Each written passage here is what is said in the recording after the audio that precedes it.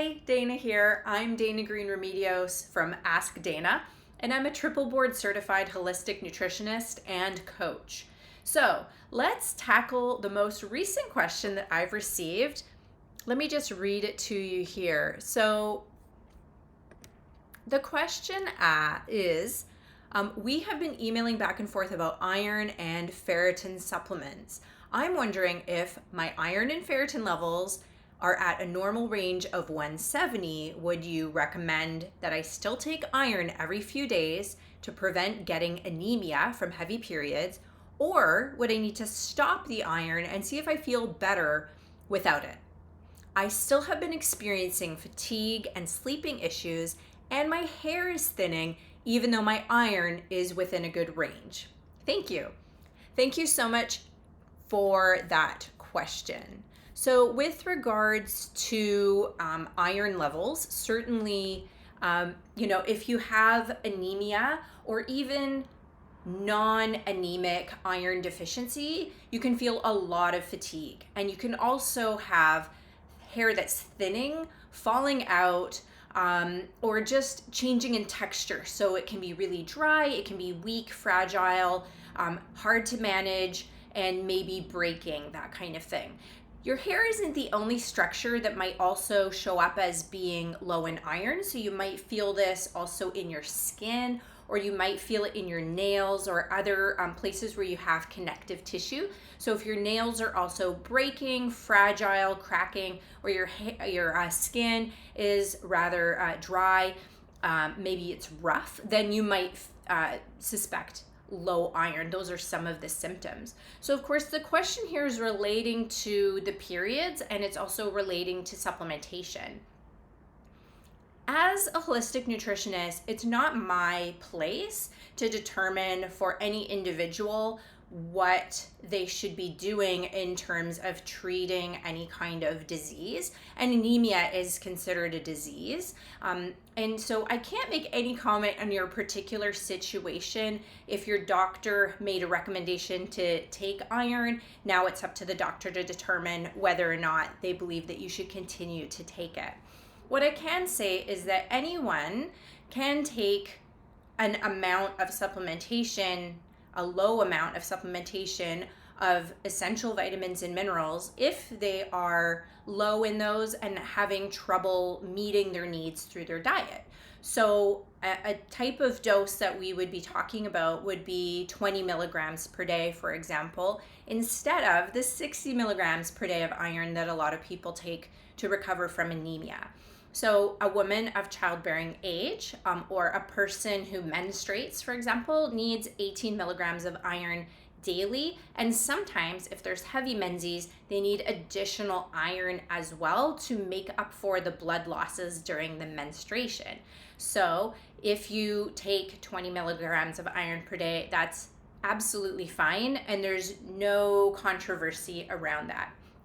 But if we get into some of the details of your question, there might be more going on that's worth looking at. So certainly in most labs, they give you a normal range, and that's not always what's optimal, but the healthy range for ferritin, for example, is normally falls between 25 and say 305.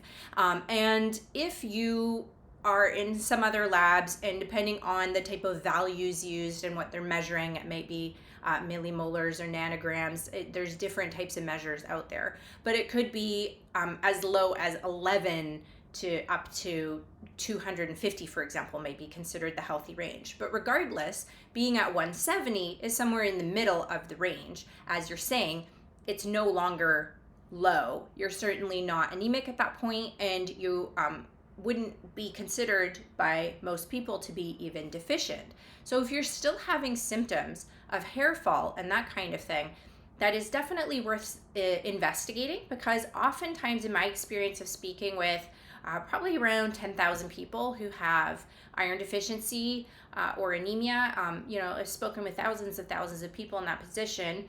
And after hearing what certain people say that have worked with many women who've gone through pregnancies and stuff, such as obstetricians, there seems to be a bit of a consensus that if you are losing hair, you're probably, which is based on being low in iron, you're probably quite low in ferritin. So it's usually happening when you're under 80, under 50, probably even under 40 on your ferritin test, that you're losing hair. So if you're losing hair and your iron is well above that, in a range that most people would consider quite healthy, then you want to start to put on your detective hat and investigate what else might cause that symptom. Some of the other symptoms that you mentioned, such as fatigue, are not only caused by iron, but they're potentially also caused by low thyroid levels. So hypothyroidism can come in conjunction with low iron, because if you're low in ferritin, you're likely to end up low in thyroid hormones. And if you're low in thyroid hormones, that can actually provoke becoming low in iron or ferritin, because there is a reciprocal relationship there. They tend to influence each other. So if you've investigated the iron and you are still feeling fatigued and your hair is still falling out and you have perhaps sleep issues, then that is not necessarily related to your iron, if your iron has been maintained in a healthy range for some time. Could be that it's time to investigate hypothyroidism.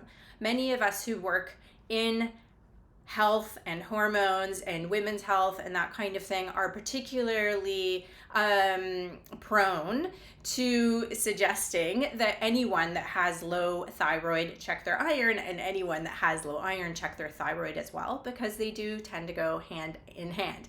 So I would check that out, see if there's a relationship there.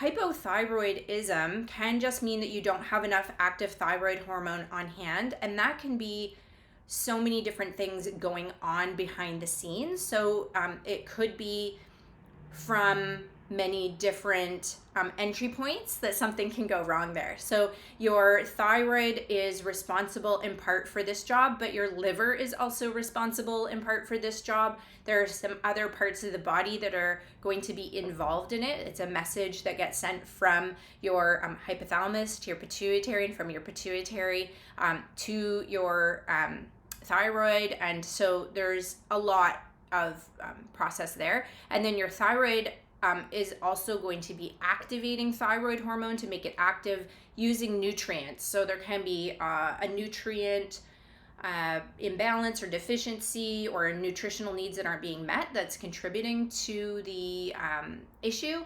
So that's something to look into. You want to make sure that you have your basic nutritional bases covered. If you're low in iron, you may be low in other minerals too. That often happens. Oftentimes there are minerals like zinc or magnesium that you might also be deficient in. So it's something to look at. Getting a good trace mineral supplement can be helpful, because you need trace minerals, and you need magnesium, you need zinc, you need selenium in order to have healthy thyroid function.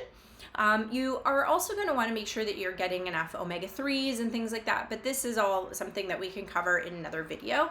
I just wanted to address, should you supplement or not? You can continue on a low-dose supplement ongoing without a risk. If you're doing a plant-based iron supplement, like the ones that are from Flora, for example, they have supplements that your body is not going to become overloaded in iron from taking, and that would be fine to continue on. But I would certainly speak to your doctor if they're recommending that you discontinue use. What you probably are looking to do is find out the reason for the heavy periods before you discontinue supplementing, and your doctor will probably be on board with that. If you're supplementing at a higher level, you probably don't want to continue that forever, but you do want to find out, well, what's causing the heavy periods, that's causing the blood loss, that's causing the anemia. And again, that's one place where we might get led back to the thyroid, because if your thyroid function is somewhat off, that can actually be connected to heavy periods as well. Oftentimes with heavy periods, there is a systemic hormone connection. So any of your major hormones, they work throughout the whole body. That can affect your periods, your menstruation.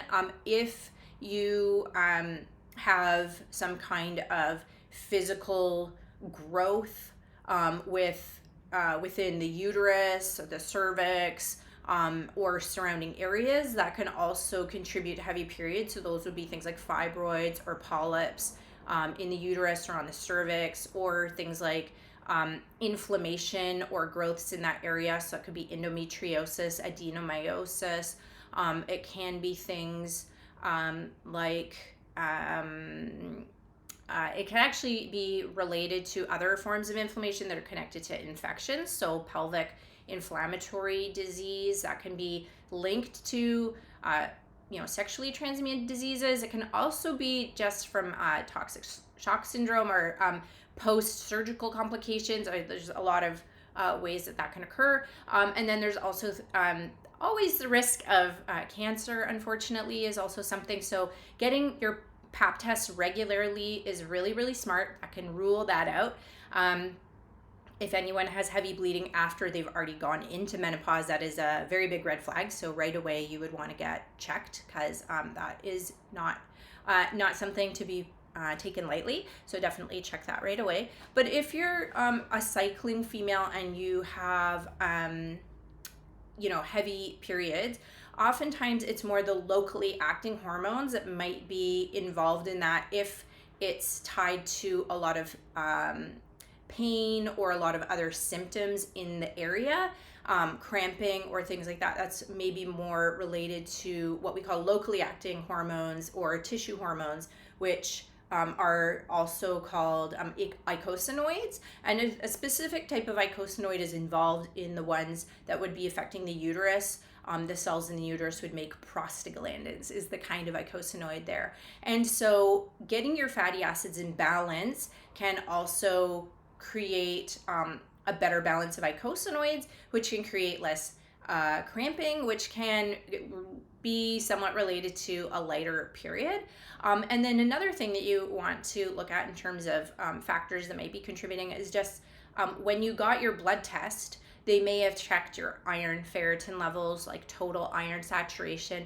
Maybe they also checked your platelets. So if you can find out platelet aggregation or total platelet count, that would be interesting to find out, because it's worth investigating whether you may have something else contributing to the blood loss. So if it seems like everything else is in order, checking if you have von Willebrand's disease or some other kind of issue related to platelets, that is interesting. So if you bruise easily, if you have little like purple spots, if you tend to like bleed in your mouth when you brush your teeth, or if you cut yourself, if you continue to bleed really easily, then that might mean that you have low platelet stickiness, and you don't clot very much, and you bleed really easily. If on the other hand you have a lot of clotting, then that can make a lot more of it uncomfortable period. So because as you sit or as you lie down, the blood tends to start to form clots, and then as you get up, the clots will come out based on gravity. They'll come out through the cervix, and that can be quite uncomfortable. And so, doing a little bit of detective work to find out what balance of things might be going on in your body is what I recommend. If you want more information regarding any of the things I just touched on, I wasn't, working with notes or anything. I was just sort of going off the top of my head. But if there's one of these areas that you'd like me to go into a little bit more depth into, I definitely can do that.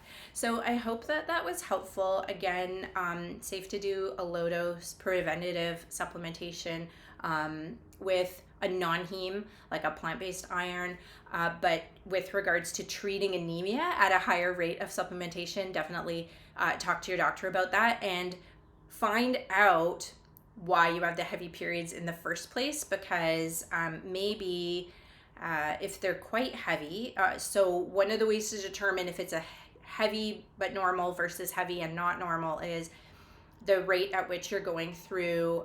If you're going through a heavy tampon, heavy pad, within a couple few hours, that is worth going to talk to somebody about. Anytime it's really interfering with your life, then that's just good enough. You need to go talk to somebody about that and say, hey, this is really interfering with my life. This is really making me miserable. This is making me uncomfortable. It's hard to deal with. Or if you have trouble, because it is, affecting other parts of your life, then you definitely need to bring that to somebody's attention. And there are dietary things that we can do to impact our progesterone levels, our estrogen removal, or balancing those types of things in our body to some extent. And that, of course, plays a role. But if you're wondering more about that dietary stuff, I can definitely do a separate video about that as well. I hope that was helpful, and I wish you all the best with that. And thanks for the question. Bye.